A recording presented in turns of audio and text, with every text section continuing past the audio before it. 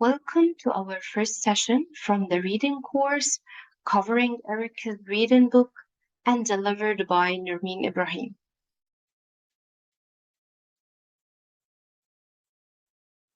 Before we start, please pray for Khadija, to whom I dedicate this whole course.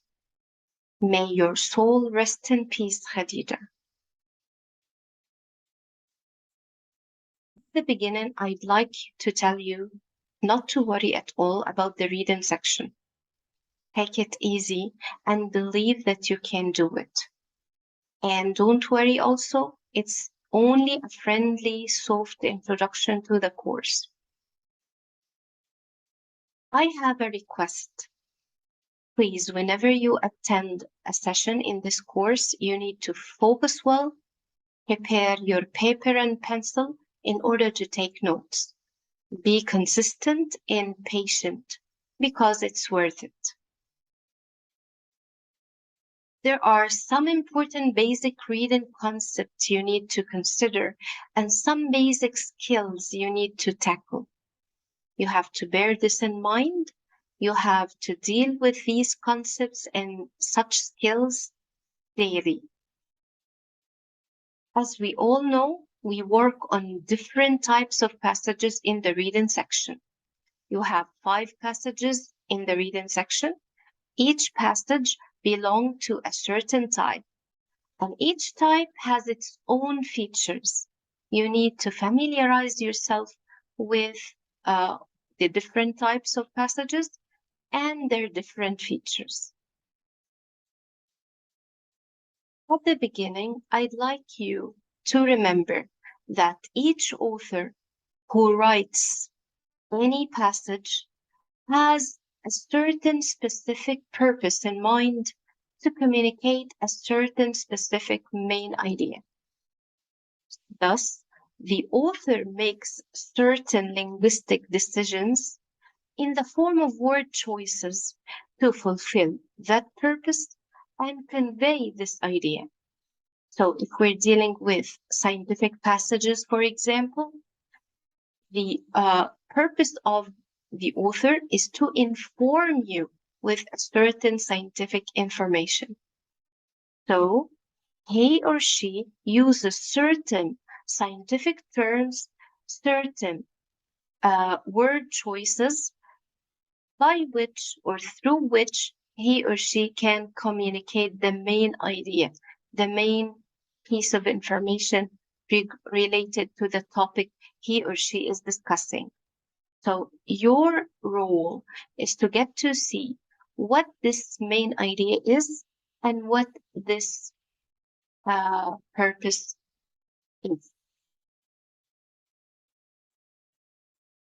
Also, you need to know that any standardized test has questions that target the linguistic features employed by the author. The linguistic features are related to anything the author is employing, any linguistic issue, any words, any like certain relationships between the sentences.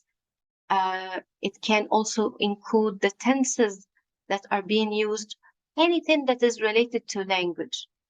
So you need to cover those linguistic features because you're going to have some questions targeting these linguistic features that are employed by the author, some of which are those related to the main idea and the main purpose. There are other types for sure, other than the main purpose and the main idea questions. Those related to vocabulary in context, evidence-based questions, and graph ones. So you need to know each type of passages, questions, and answers in order to be able to deal with them efficiently. So you have different types of passages, you have different types of questions, and you have different types of answers.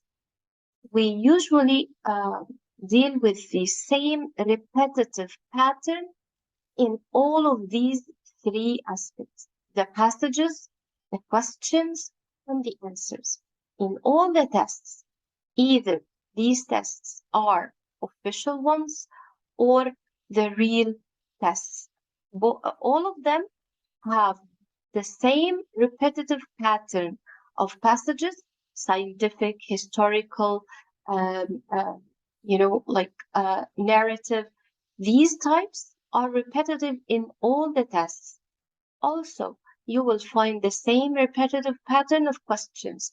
Questions asking you about the main idea, the main purpose, the specific questions targeting certain portions of the passage, the evidence-based questions, the vocabulary questions, the graph questions, not in all the texts, but there must be graph questions in every test. In others, of course. The answers as well. The answers, each answer choice has certain pattern. One answer can be broad to a specific question, and one answer can be too specific for a general question. Another answer may contain an extreme word, and so on. So we need to know what is the pattern related to each type. Let's have a look at our course book. Let's check its contents. Okay, so let's check how it looks like. This is the cover of the book. It's called The Complete Guide to SAT Reading. Also, you can call it the critical reading.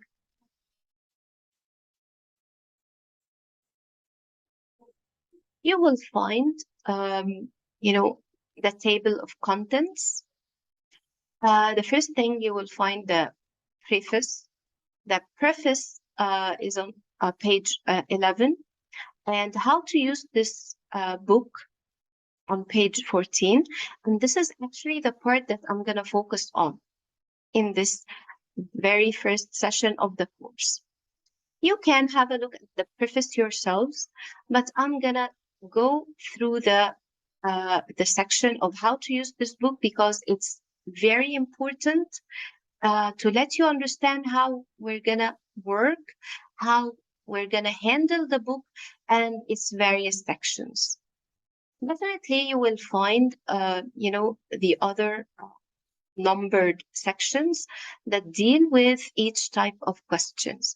Vocabulary in context, the big picture question, supporting evidence, the literal comprehension questions, and this type can have several other names. We're gonna get to know all of them. The inference questions, the extended reasoning and analogies, function questions, the tone and the questions asking you about the tone and attitude. We're going to get to know also what is meant by rhetorical strategy, how to deal with paired passages, the monster of the reading section, graphics and data analysis. They are related to infographics. So if we start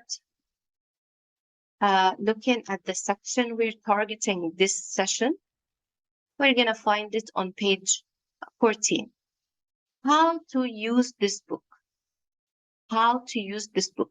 These are the steps that we need to follow in order to make the best use of the book. Step 1, take a full-length diagnostic test from the official SAT study guide.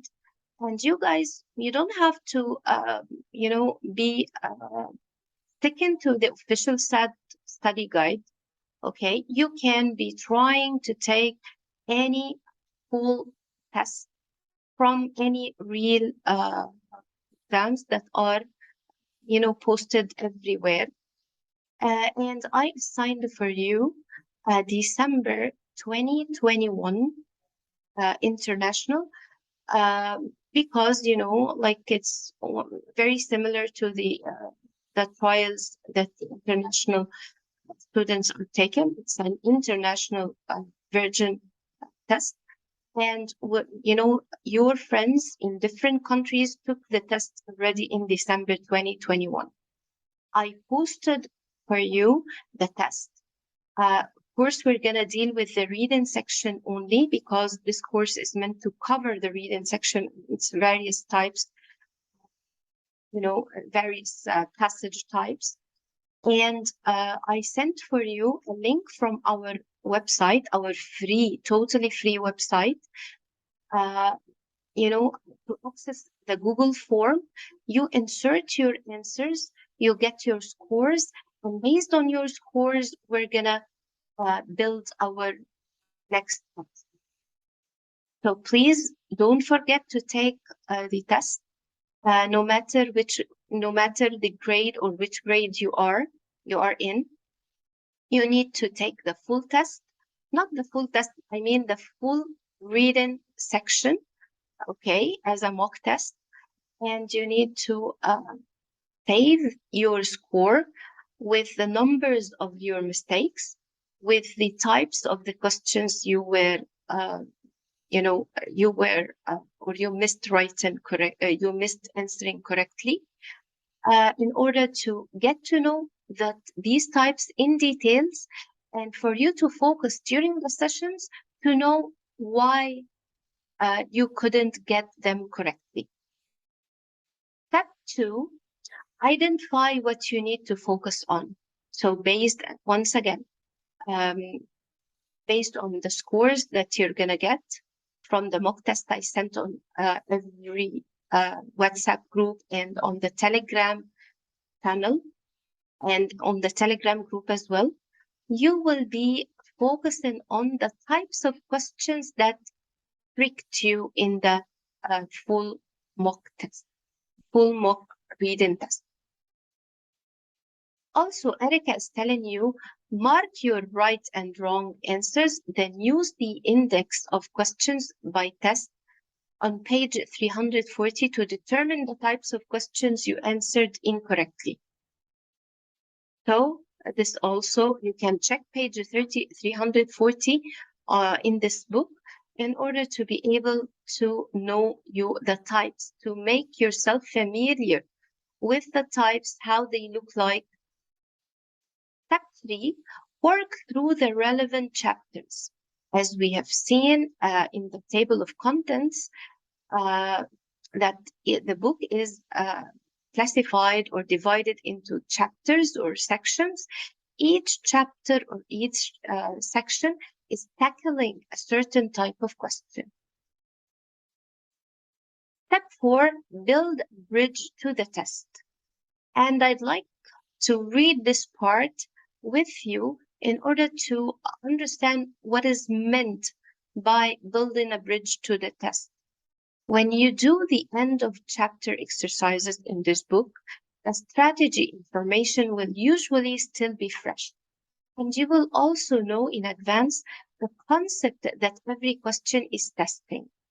When you take full-length practice tests, however, all of the question types will be mixed together in an unpredictable combination.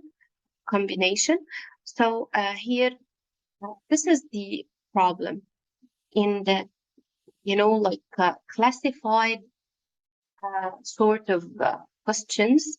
You feel like you are able to deal with them kind of easily because the concepts and the strategy are there very fresh in your mind, and you know the steps and you know everything, how to deal with each type or with that type in particular. And you follow these steps immediately and you will find yourself like answering easily. The point or the problem takes place when you take a full mock test. The questions are not classified anymore. The questions are mixed in an unpredictable way. So you start feeling you are not that confident when dealing with them all together at once. So that's why you need to keep practicing till you master, overcoming your weaknesses. You will also need to recall a wide variety of strategies and without any prompting, recognize when to apply them. That's a big strain on your working memory, and you may initially notice a gap between your performance on the individual exercises and your performance on practice tests.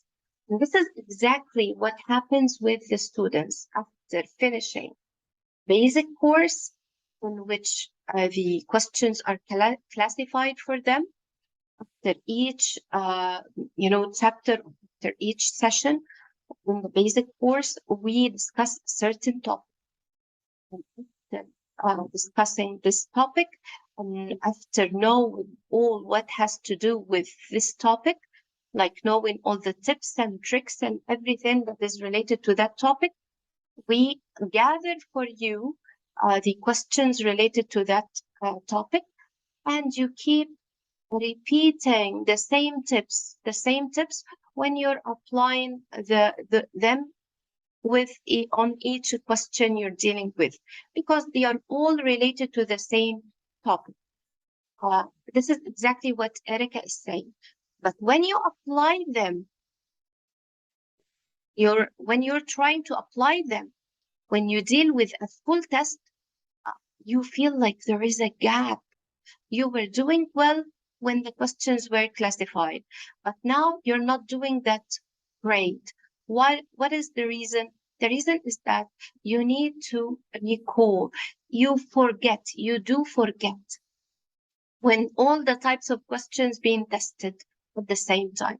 So you need to keep reviewing and practicing and reviewing once more, okay? And you have to write down all the tips that you have missed when you're dealing with a full test.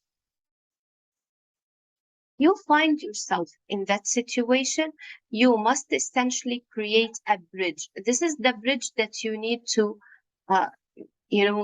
create or to build if you face this hard situation. You find yourself answering very well when questions are classified, but you find yourself not being able to be that great when you're dealing with all the questions at the same time in the full test.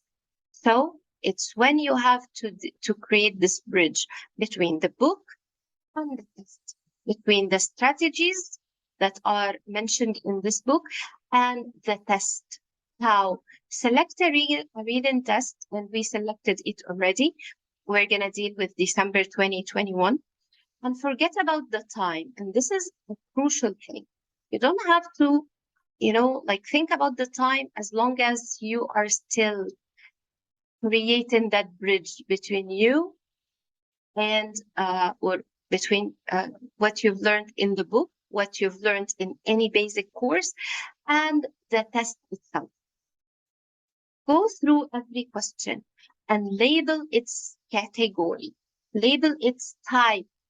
Is it a function question, tone question, inference question? Then make sure to mark the supporting evidence pairs. If you have certain paired questions, you need to know them very well for reasons discussed in chapter 4, because this is the chapter when you're going to cover the paired questions, the evidence paired questions. You must be prepared for these questions very well, because really they can save a lot of points on the test. Now, before you answer each question, stop and review the specific strategy it requires. For example, you can remind yourself to read before and after line references, play the positive, negative, or focus on the conclusion. All of these guys are certain tips that are given to you when you're dealing with a certain type of question. Don't worry, because we're going to detail them later. If you find it helpful, you can even write yourself notes in the margins of your test. And this is, I can't stress it more. Writing tips for yourself. This is a very crucial activity because these tips are the ones that you always forget, and they result in certain mistakes. The goal is to practice identifying which strategies are most appropriate in a given situation and to become accustomed to applying them when on one me is holding up a sign telling you where to start. Now, let's see. She is gonna wrap up what she said in the previous section, so no need to repeat that. Step 5, review your mistakes. I cannot stress how important this step is. And I mentioned in the live session that some students have very stable scores because they keep answering without checking their mistakes. So they keep making the same mistakes over and over. So you need to review your mistakes. Do not move on from a test until you have reviewed every mistake and understood where things went all right, as well as, or went wrong, as well as what you need to do to avoid similar errors in the future. So this is very important. Step 5 is one of the most important steps in your journey with the SAT or with any standardized test. Step 6, and I guess is the last step, repeat as necessary until you're consistently scoring in your desired range. You will be repeating this whole cycle over and over till you master. Till you master what are the skills, applying the tips, reviewing the mistakes, until you master everything that is related to the linguistic features and the comprehension skills related to the reading section. Practice makes perfect. To be sure, there is no way to control for every possibility.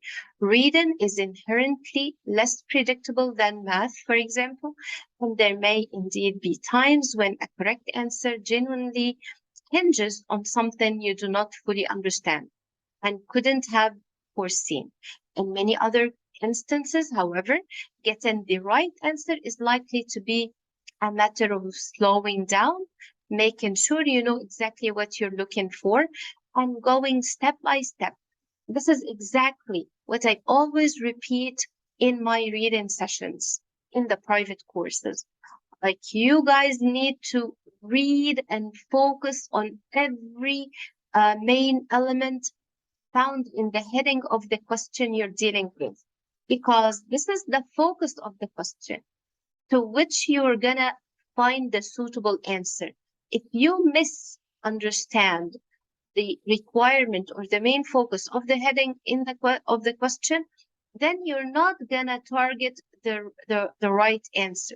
And always remember, we're targeting the best answer that can have an evidence from the text.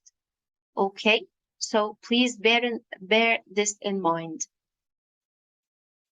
Okay, we know that working this way isn't always pleasant. We know that very well. But your goal is very noble. You need to get a very high score in order to fulfill or to, meet your goal. You want to make, to achieve something in this life. So you need to exert, great effort in order to achieve what you wish for. So these are the most important parts we covered in the live session. I had to record, a wrapping up of, or I wanted to wrap up all what I said in the first session in a shorter video that you can easily access. And the last thing that I said last time in the live session. These suggested, websites, in case you have free time to read, okay, read in 1/3, read in about the topics that the SAT usually, brings the passages from. 1/3 you can acquire more vocab words. You can be aware of many, ideas, many structures, many, topics that the SAT is focusing on. So if you have time, it is recommended to have a look at these websites, these suggested key historical movements and figures, because you will find their names, their titles written frequently in the passages of the SAT real test. For now, thank you so much, and I'm looking forward to seeing you next session on every Saturday at 8 p.m. Cairo local time. Stay safe and sound, and goodbye.